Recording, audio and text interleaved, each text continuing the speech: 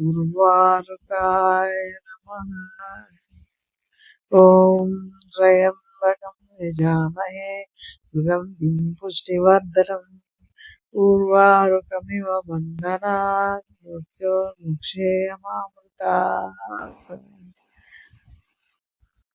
ఏంటి కాల్చిన దోసకాయ పచ్చడి అని టైటిల్ పెట్టి మంత్రాలు చదువుతుంది అనుకుంటున్నారా? అవునండి.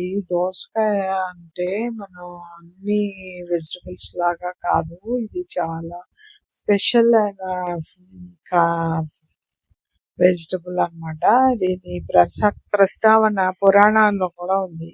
ఈ శ్లోకంలోనే ఉంది. ఉర్వారుకము అంటే దోసకాయ అన్నమాట.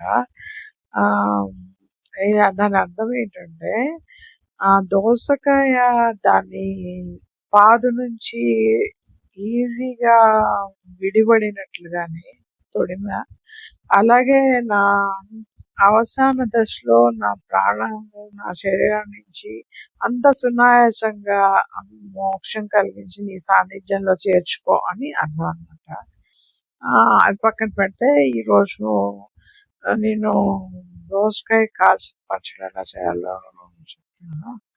ఇది గుర్తు చేసుకుంటే చెప్తుంటే నాకు ఒక విషయం గుర్తొస్తుంది. మా అమ్మగారు ఎప్పుడు చిన్నప్పుడు కూడా దోసకాయ కాల్చిన పచ్చడి చేసేవారు. చేస్తే చేసే ముందు చాలా తర్జన పడేవారు. తాతగారికి ఏమో కాల్చిన పచ్చడి కావాలి, మా నాన్నగారికి ఏమో ముక్కల పచ్చడి కావాలి. ఎవరికి ఇష్టమైన చేయాలి అని అనుకుని చివరికి పెద్ద ఆయనకే ఓటు ఎక్కువ పడేది అనమాట. ఆయనకి ఇష్టమైందే చేసి పెట్టేవారు. ఈ ఈ పచ్చడి చేస్తున్నాము అనగానే ఆ ఇన్సిడెంట్ నా కళ్ళ ముందు మెదలాడింది. అది మీతో పంచుకుంటున్నాను. ఇప్పుడు చూద్దామా ఎలా తయారు చేయాలో. ఈరోజు మనం దోసకాయ కాల్చిన పచ్చడి తయారు చేద్దాం రండి. ముందుగా మనం ఒక దోసకాయని తీసుకుని శుభ్రంగా కడిగి దాన్ని పొడి గుడ్డతో తుడిచి దానికి కొంచెం నూనె రాసుకొని దాన్ని డైరెక్ట్గా ఫ్లేమ్ మీద పెట్టేసామంటే అది 5 minutes కల్లా అది మొత్తం నల్లగా అయిపోతుంది, కాలిపోయి నల్లగా అవ్వాలన్నమాట మొత్తం. దాన్ని మనం ఒక పళ్ళల్లో తీసుకుని పైన చల్ల నీళ్ళు పోస్తే, అలాంటి ఫ్రిడ్జ్లో నీళ్ళు అక్కర్లేదు, చల్ల నీళ్ళు పోస్తే అది పొట్టు తీయడానికి ఈజీగా వస్తుంది అనమాట. పొట్టు తీసేసి దాన్ని చాకుతో చిన్న కొబ్బరి ముక్కలంతా చిన్నగా కోసుకొని పక్కన పెట్టుకోవాలి.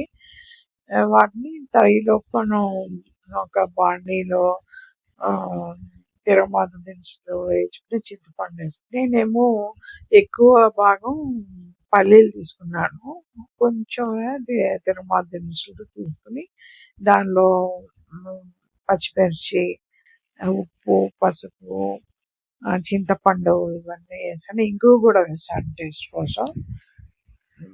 వేయించుకొని 5 నిమిషాల్లో స్లో ఫ్లేమ్లో వేయించి చల్లారాక మిక్సీ పట్టాను అనమాట.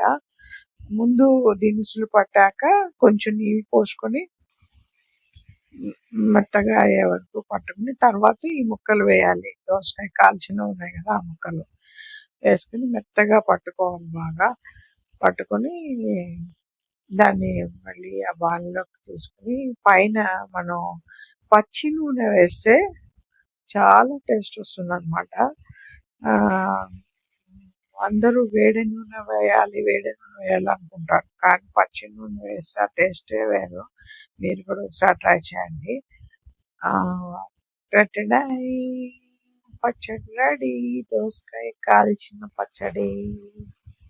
టేస్ట్ చేద్దామా? అద్భుతంగా ఉంది కదా చూడడానికి. టేస్ట్ చేస్తే ఎలా ఉంటుందో నాకైతే తెలీదు.